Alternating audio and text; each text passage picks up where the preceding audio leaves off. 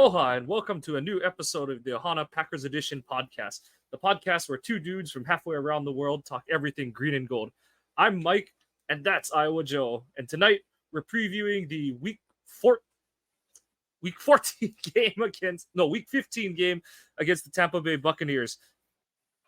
Yeah, week 15, because they're about to get their 14th game. Joe, how are you doing tonight?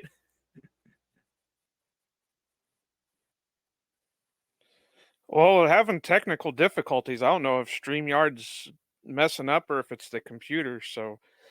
But who knows? It's that time of year. But I don't know.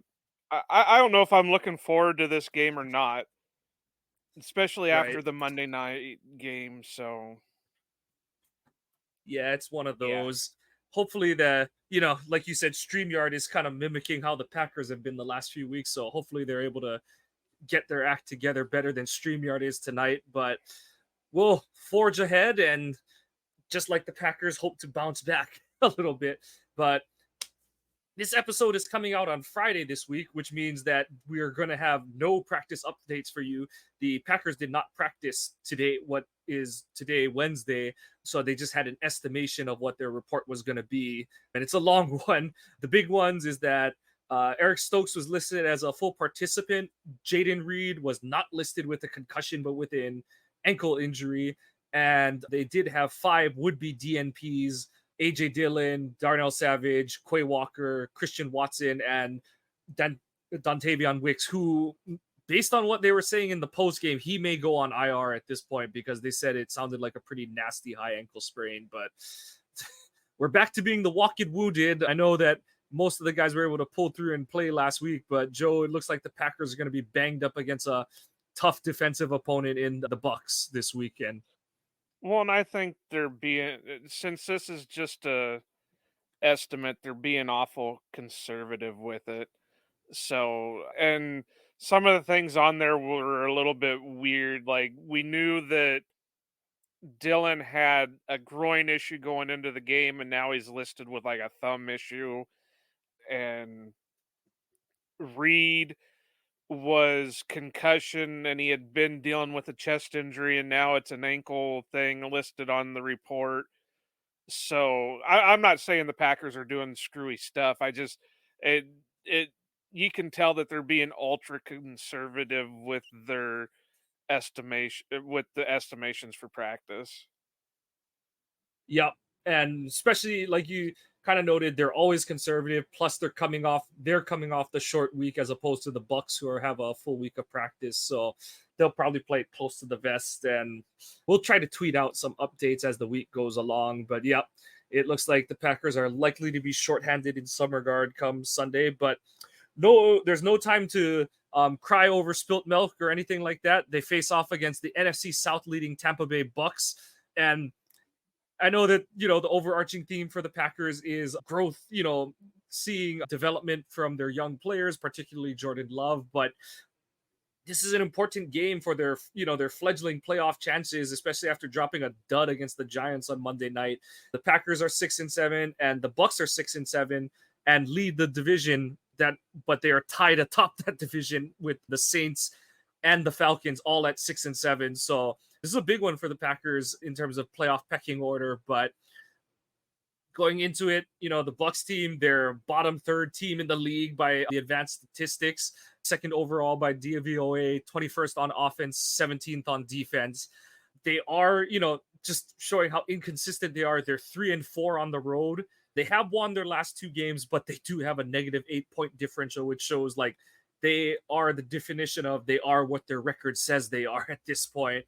And most of that is due to their offense being relatively shaky. They're gone is the GOAT, Tom Brady, and in his place has been Baker Mayfield, who, he's had a solid season, but the underlying metrics haven't been as good as, his counting stats looked like. So, he's just at about 3,000 yards and he's got 20 touchdowns with just 8 interceptions. But this offense doesn't seem to be the dynamic, explosive squad it was, when the Bucs were winning their Super Bowl and just kind of threatening to get back to the NFC Championship game each year. So The biggest changes is they've gutted their running back room, along with obviously moving on from Brady. So Rashad White, who I believe they drafted 2 or 3 years ago, he's their lead running back.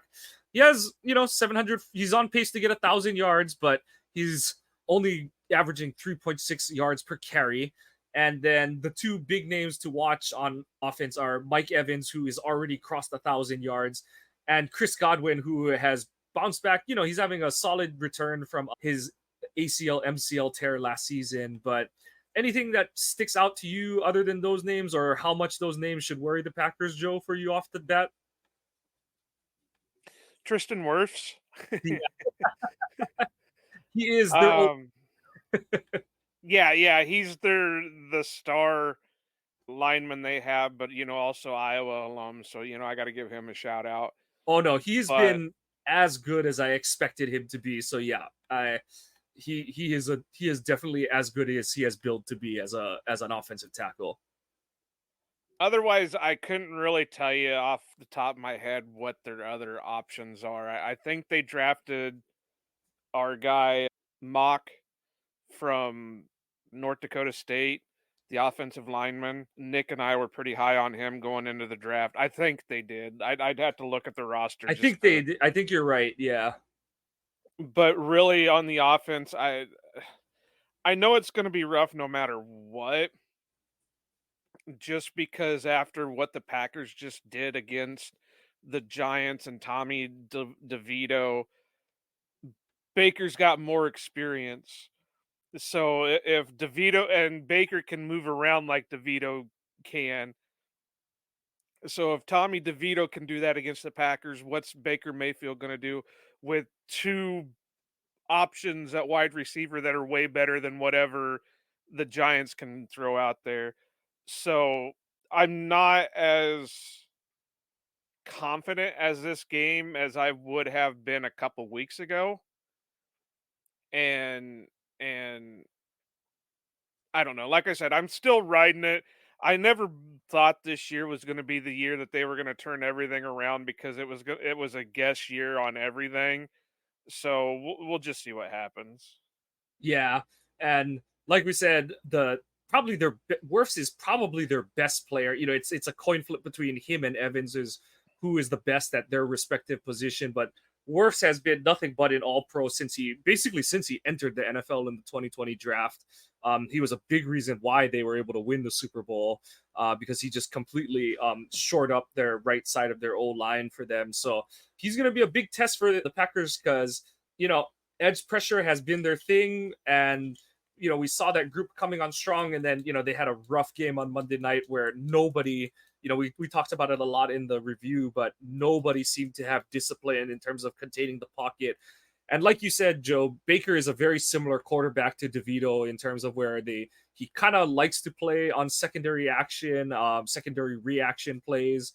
So it's going to be on the Packers front to be much more disciplined come Sunday afternoon as opposed to what they did on Monday night. But yeah, like whether it's the advanced stats or the standard counting stats, the Bucks are right around the low 20s in terms of their points per game, yardage per game. This isn't an especially explosive offense. Evan, like I said, outside of Evans, who is averaging 16 and a half yards per reception, their running backs are all averaging under 4 yards a carry. And they're like Godwin is, he's a good wide receiver too, but he's only getting 11 yards a catch. So not an especially explosive offense, but it's kind of like we joke about every week is like, which way will Barry choose to die on defense? And basically knowing that Evans and Godwin are out there, I think that it's pretty easy to guess which way he's going to go on that one. Well, and like we said before the Giants game, the Packers seem to play down to their opponents. So I think I would feel, and this is weird to say, but I think I would feel more confident in this game if the Tampa Bay Buccaneers were like top 10 in all their advanced stats, because then I know at least the Packers would play up to those that type of team. Whereas now with with, like you said, their DVOAs are bottom tier. Packers gonna end up playing down to that. And I know a lot of it's going to be based on who can go, just based on injuries. And we'll talk about the defense here in a second, but you know, that's going to be the key to everything is what is the defense going to be able to do. If Jair plays, I would feel maybe a little bit more confident. If Stokes plays, I would maybe feel a little bit more confident because then I would look to put Stokes and Jair out there as our boundaries and maybe move Carrington in or maybe even Ballantyne, even though Ballantyne really had a rough game last week or this past week. But I maybe move Carrington in at nickel and then you don't have to rely on Keyshawn. Even though I really hope that Keyshawn comes back and makes up for this last game where he even admitted it himself that he played like shit. So I don't know. A lot of ifs. That's all I can say is a lot of ifs. A lot of ifs on how guys are gonna play, but I think we're both on the same page that we're not expecting much. Unless Jair and Stokes are back, we're not expecting much different in terms of how they're gonna line up and play it, kind of thing. And it's just a matter of are the outcome. Basically, that's the thing with Barry is like, what is the outcome gonna be? Because we know what the setup is generally gonna be. We know who the players are gonna be based on the injury report, and it's just a matter of are you gonna get, like we said, who's gonna have a resurgent, like just absolutely out of their dome game to make this defense look a lot better than it really is, kind of thing. So, yeah, like you said, that remains to be seen, and that's sort of the Russian roulette with this Packers defense under Joe Barry. Is it's someone's got to be playing out of their dome for this defense to look good, but like we said, I don't think there's too much more to be said about this Tampa offense. They kind of get discombobulated in the middle of games, and then, like I said, they have the skill position players out wide to just turn the tide if you leave the door open for them. So, like you said, Joe, they're the Packers' best defense, as it is with every Barry defense, but their best defense is going to be scoring, which is going to be paddling upstream for them this week because not only are they dealing with a multitude of injuries across their skill positions, but the Bucks do bring still a talented defense. I know that their metrics and their yards per game aren't great, but this is still a defense that can just put the clamps down on more limited offenses. And if LaFleur is going to employ the same, line of scrimmage heavy and centric game plan, I don't think that's going to work out really well. Because I mean, he tried to do that with Rodgers and a more experienced receiving core, and it just didn't work well. So that's going to be the big thing. Is this Bucks team still is reliant on a lot of man coverage, and their key player is Antoine Winfield Jr., who leads them in tackles, interceptions, and passes defense, and just really just hunts on the back end of their defense and is a ball hawk in every sense of the word. But so Jordan's going to have a much better game. And I saw Dusty Evely posting some videos, and you mentioned how Wayne and Larry were kind of mentioning that the wind was a bigger factor than a lot of people realize. And Dusty posted one where Love broke the pocket and is rolling to his right, and you can see the ball get blown 5 yards back in towards the middle of the field. So hopefully, Love will not have to battle that many elements, and they'll be able to get a more appropriate game plan in effect this week to attack this Bucks defense. And that could have been why Anders missed the kick too.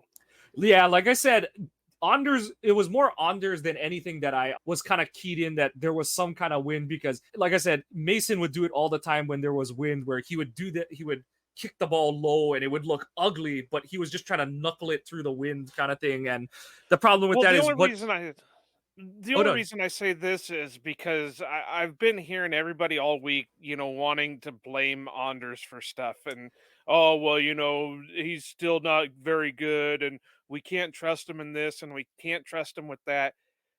The kid has been beating expectations. oh yeah, This is a kid absolutely. that nobody figured was going to be able to make a friggin' field goal to save his life.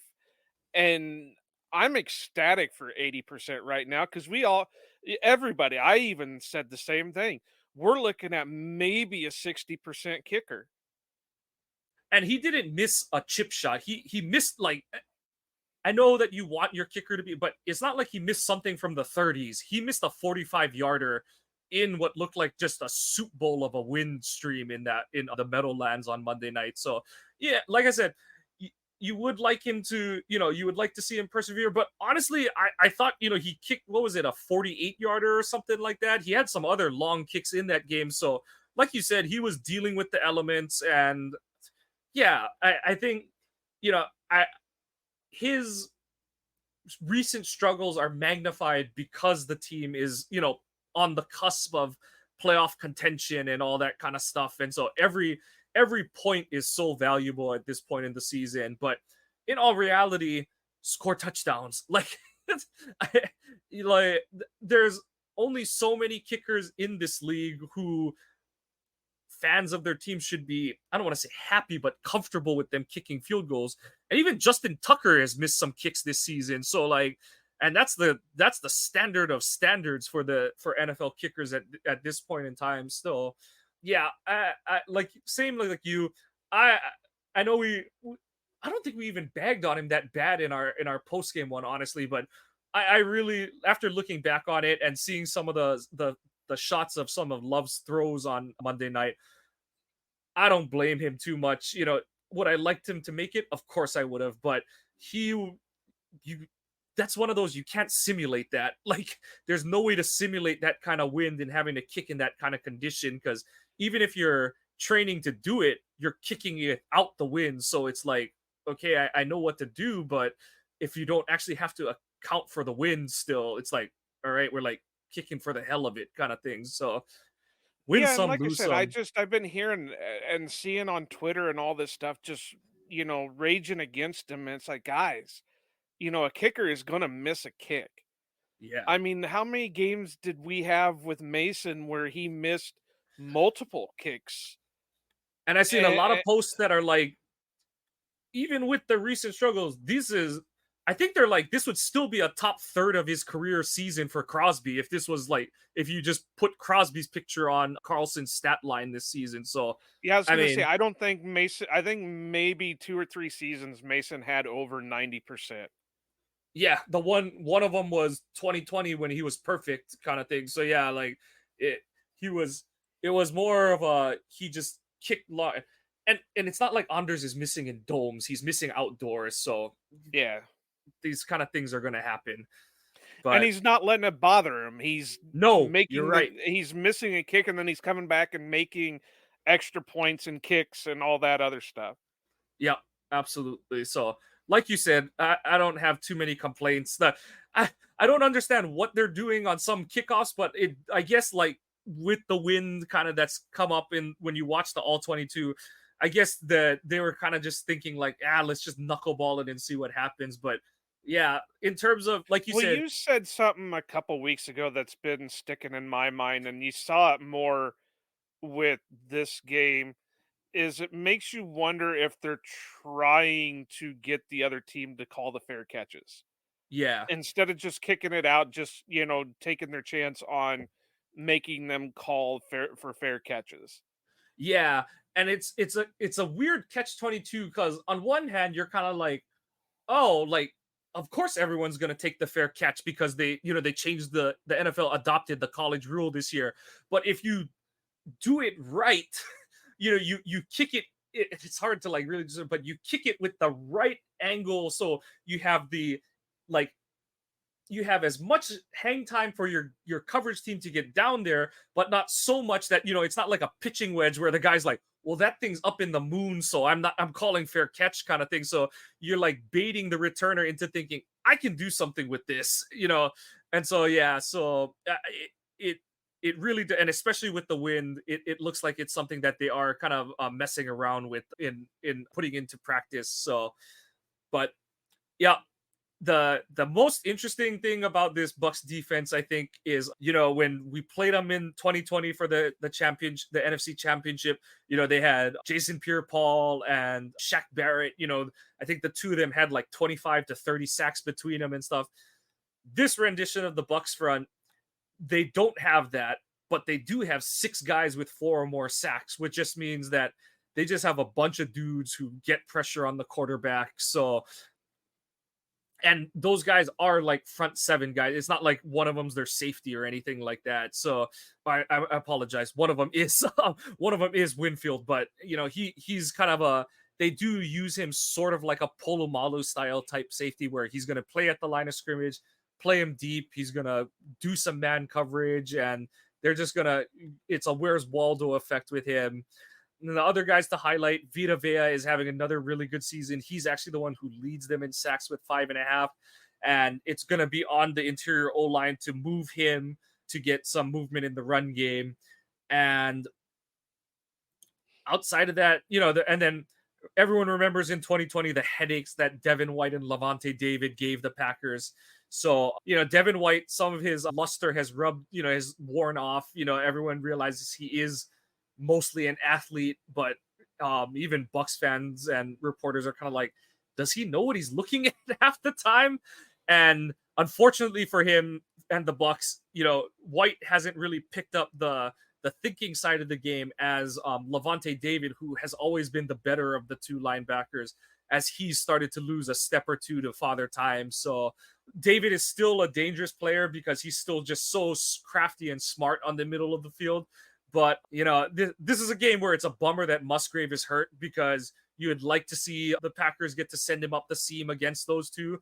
But hopefully, you can get some opportunities for Kraft in the middle of the field this game. And if you do some high-low work, you can get Reed some catches in the middle of the field as well. But that's the trap that LaFleur fell into when they played in the regular season in 2020. Is that he tried to do everything quick hitter, everything was a short, and it really just let Tampa squeeze down on the line of scrimmage.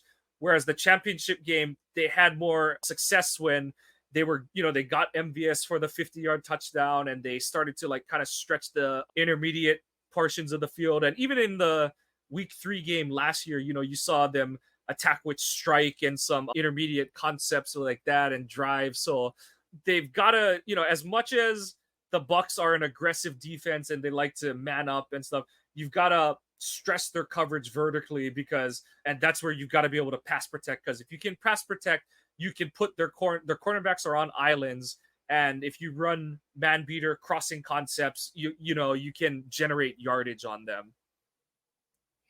Right. And their secondary is not that much of a slouch either. You got Carlton Davis and Jamel Dean, and then like you've been talking about, Winfield. Yep. So, you're going to have to be able to do something. Yeah. Whether it's get the run game going, get some, some screens going. This would probably be more of the game than last Monday nights, to do more of your jet sweeps and stuff like that, but not continuously do them. So I don't. This defense is going to be rough. I mean, they've got guys up and down the line that are just going to cause trouble. I know the numbers aren't all there, but they're still productive guys. And Logan Hall, Collegia, Cansey. Oh, I was just looking at a bunch of them. Golston, Logan Hall. I just said Logan Hall, but Yeah. yeah, Nelson, Anthony Nelson, and Tryon guys Shoyinka. Yeah. guys like that are just going to cause nothing but havoc, especially when one of our weaknesses so far has been a consistent offensive line play. I don't know how many times we've got to say it, but let's stop with the rotations, pick a starting 5 and just go for it. If the guys you don't pick are not doing anything, then you can rotate in one of your other guys. But you want to stick with a hot hand. If that means sitting John Runyon, sit John Runyon. If that means sitting Rasheed Walker, sit Rasheed Walker. But you got to do something. You can't just keep rotating and say, well, something will fix, it'll fix itself. Yeah, no, absolutely agree. Because and Mike Wall has been saying it on his on my block show that he really wishes they would just pick and like you said, just pick and stick with it. He's very adamant that Runyon is having a much better season than a lot of fans are giving him credit for. But his whole thing is like just stick with something, like make a decision and stick with it at this point. If you want to go young, go young. If you want to if you want to err on the side of experience for to give Love the best picture, then do that. But don't go, don't try to straddle the pun intended, don't straddle the line. Make a decision and live with it. And like you said, if it bombs, then you got have the guys to swap in, but swap them, don't rotate them at that point. So because yeah, why was the Packers offense doing so well, in the month leading up to the Giants game? The O line was an A+ unit overall. Yeah, everyone was belly aching over Myers having his one like horrible play per game, or Runyon Jr. like getting lost on a couple plays here and there, but overall they were kicking butt and taking names in the games leading up to it. And we kind of like we highlighted it on the review where a guy here in it was back to October football for the Packers where every play one guy kind of was like a little bit off or a little lost or didn't have the best rep. And you just can't do that on a consistent basis against any opponent in this league. So like you said, hopefully the pressure of the bouncing back off the short week, the fact that the Bucks are only 6-7 but they are leading their division, that sort of that mental mindset is going to be enough to get this Packers team to wake up and take this opponent more seriously. Because like you said earlier, when this team decides that an opponent is quote unquote worthy of their best effort, they do put their best effort out there. So I think it helps that the game is at Lambeau, but it's time for the Packers to bounce back. And it won't be an easy week at all, but these are the kind of things that we want to see how, especially Love, how he's going to bounce back from his worst game in a month. So anything else specifically on the Bucks from you, Joe? I think it sucks that they've got so many Iowa guys on their team, I know that is a bummer. but again, I'm just here for the ride because if they were a little bit more, if the stats were a little bit better and they were ranked a little bit higher, I would feel much better. Like I said earlier, just because knowing that they're not a top-notch team, the Packers are going to play down to them. Now, I do hope that they'll take the Giants game to heart and just come out and firing on all cylinders, but I just don't have a lot of confidence in that. Now, I do have to say, and this will go into a little bit of our last segment stuff, but Baker's played against the Packers the last 2 years and has 8 total interceptions. So I'm kind of 50-50.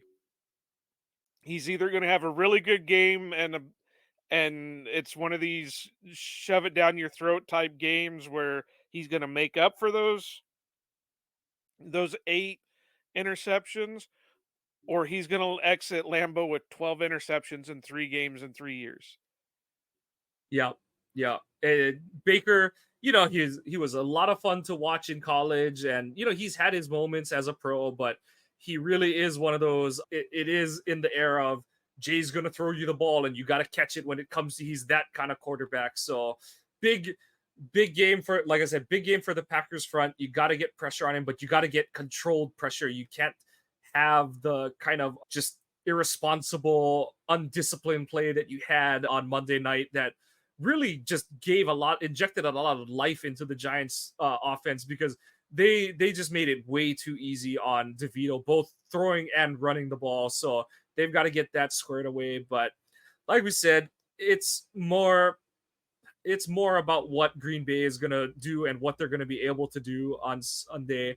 And my big thing is no matter who's out to play for Green Bay, I hope LaFleur doesn't over turtle the playbook because he's missing a Watson and a Wicks and and Reed is limited. Like I hope he doesn't just turtle into the playbook and kind of say like, well, I wanted to do all these things, but and I'm not saying that like you go like deep on every play or anything like that, but you can't tie an extra like limb behind your back just because you're like, I don't have my true deep threat and I don't have my secondary deep threats in Musgrave or Reed either. So we need LaFleur to bounce back as well after he also had a dud I thought on Monday night after having just a really strong string of play calling the past month. So big bounce back opportunity for all parties involved. But let's get into our yes or no's for the week. And I came up with the first one. You got the second one.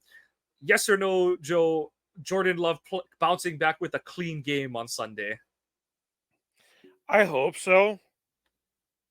But the sad thing is outside of a couple of things, I don't think he was that horrid from Monday night. He just didn't look like the same quarterback from the previous Yeah, 3 weeks, so it made it look worse than what it was. absolutely. Yeah, he threw the interception. Yeah, he had the fumble. But like you said, and like I had pointed out that Wayne and Larry had said, and like Dusty was kind of going through Twitter today, the wind was kind of a factor in some of that stuff.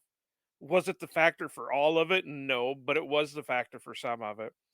So I'm going to say yeah, he's going to have a now what let me ask, what do you consider a clean game? Are you considering No like 3 turnovers. touchdowns, No no turnovers? turnovers. Yeah, yeah. Clean being no turnovers. Yeah. Then I'm going to say no because I think he's still going to give up at least one, especially considering how banged up the wide receiver room is.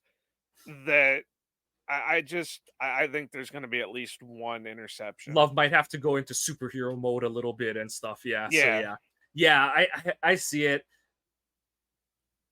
I'm gonna say no because I'm hoping that LaFleur isn't gonna play into what the Bucks want him to do in terms of, like I said, being overly conservative with the limited weapons. So I'm gonna go with a hopeful no there. But I know my head's telling me like it just because of what the Bucks like to do and how limited, Green Bay might be down to its wide receiver 7 and 8 this game. They might call up DeBose and Melton this week just because of how, like I said, they probably are down Watson again. They probably are down Wicks based on what they were saying in the post game.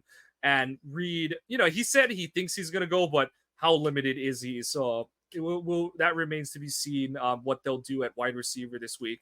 And your second one, Eric Stokes, activated or not activated this week? well, I was really surprised that even though this was an estimation, that they had him listed as a full participant.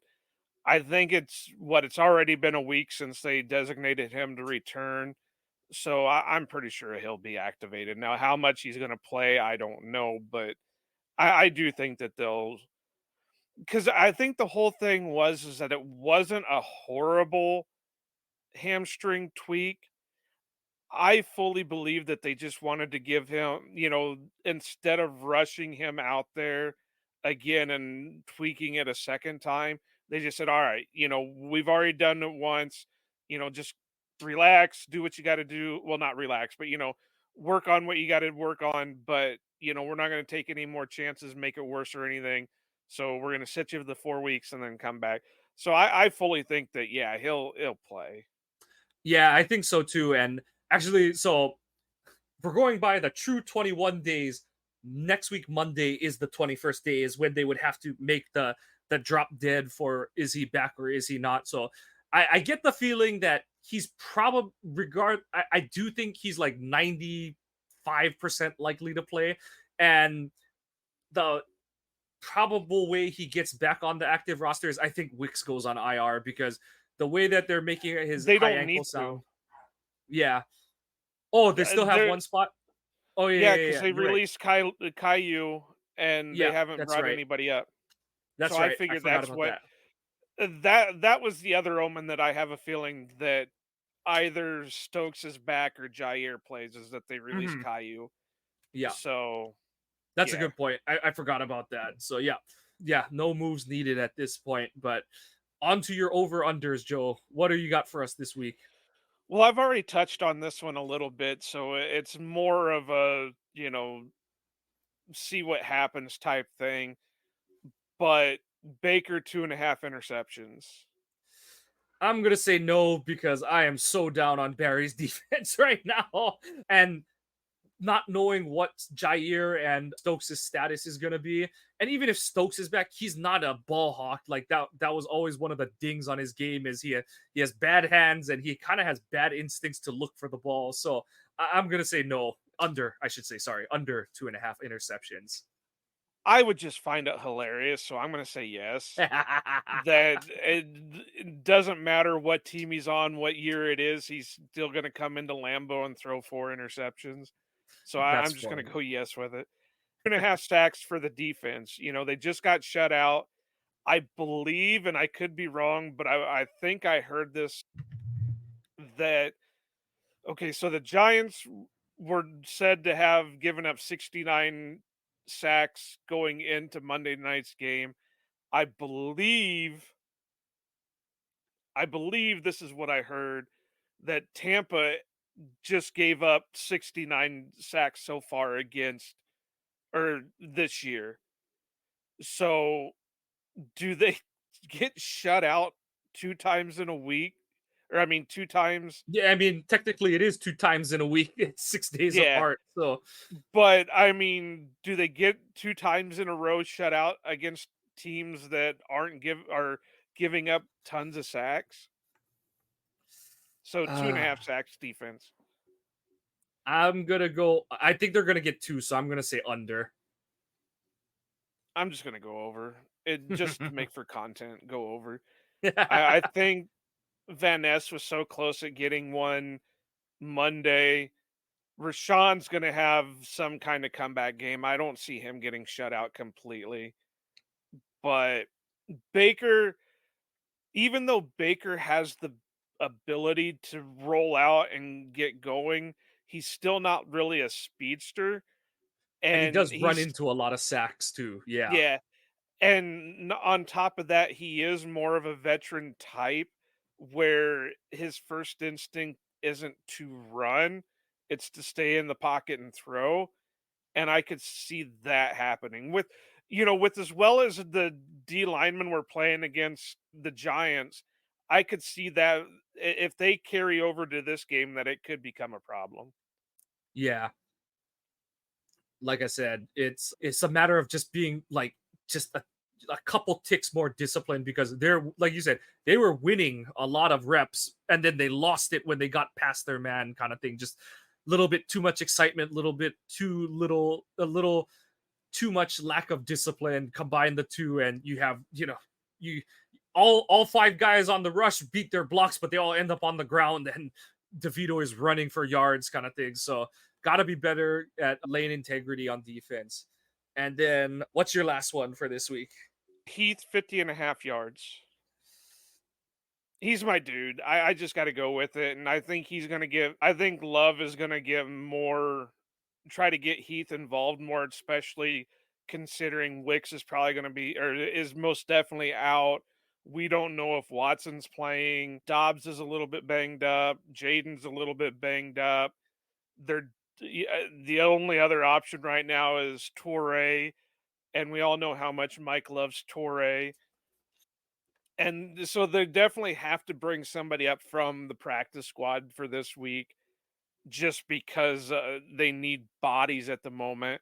So it's either going to be Bo Melton, which I think we're getting. What is this? This would be either 2 or 3 for him. Yeah, And then the only other one is DeBose. And I don't know what he's looking like at practice right now. I yeah. mean, we all knew he was raw coming in, and I just don't know if he's ready yet or not. But so 50.5 yards for Malik Heath. I'm gonna go under, and only because if the Packers play offense like I think they should this week, I think it's gonna be kind of like the Kansas City and the Lions game where, yeah, someone's gonna have the chance to go for like 80 or more yards, but I think we're gonna see like 8 to 10 guys catch a pass this week, and just because they're gonna they're gonna spread the ball around a lot. I don't know if Heat's gonna get enough touches to get 51 yards this week, so only for that reason, just because they do prefer to rotate guys a lot at the receiver position. I think I'm just going to go over because just because you take the over doesn't mean he's going to be going for 80. So, Yeah, going 50.5 gives you a little leeway where he could go for like 5 catches for 60 yards or whatever it is. So I'm going to go over because, like I said, we don't know what Watson's availability is going to be. We know Wicks is out. We're confident Jaden is going to play, yeah, but they're going to need somebody to step up. And the only two other than your guy Torre right now are Dobbs and Heath, and then whoever they decide to bring up from the practice squad. I don't think it's going to be the new guy that they just signed on because that would be super quick. So it's either got to be Melton or DeBose or maybe even both. Who yeah. knows? Yeah, I So, think that guy is more there, like you said, because Melton's almost out of call ups this year. So, well, and they and need it's not like he's a bodies. Ken, and it's not like he's a Kenyan Drake either. He's not a guy who's like been around the block kind of thing and stuff. So, I would be shocked if he jumped ahead of either Melton, who they seem to love because they've kept him around the last 2 years, and He's one of them DeBose, who is their physical draft pick. specimens. Yeah, yeah, yeah. So, but Joe, anything else for this game, or are we gonna just put a bow on this one for this week? I think we're good, other than maybe the announcement that we'll go back to normal scheduling next week. The only reason that we're doing it this week is just because of the Monday night game, and this gives a little extra time to edit and all that stuff. So look for us to go back to normal Tuesdays and Thursdays starting again next week. And I mean, I could go on a hell of a rant right now, but I'm trying to keep it back just because it's not related to this game. But we'll see what happens after Sunday. Sounds good. Sounds good. We'll put a pin in that one. But that's gonna do it for us tonight on this opponent preview episode of the Ohana Packers Edition podcast. Please give us a follow. I'm at Kawano Mike on Twitter. Joe is at Iowa _ Joe 86. The podcast is at Ohana _ Packers. Please go to our website, ohanapackers.org. We have streams of all episodes along with our blog posts on there. Please follow the podcast on your favorite podcast app. Give us a subscribe and a like if you're enjoying what you're hearing, and some feedback, comments. Either way, we want to hear the feedback. It does help us produce better content. The Packers are again trying to climb back out of the hole, get back to 500 again, and keep their playoff chances alive. It's another opportunity for a bounce back for Jordan Love and this offense. We'll see how they do against the Bucks on Sunday. It's another home game in Lambeau, and we say, "Go Pack, go!" and aloha.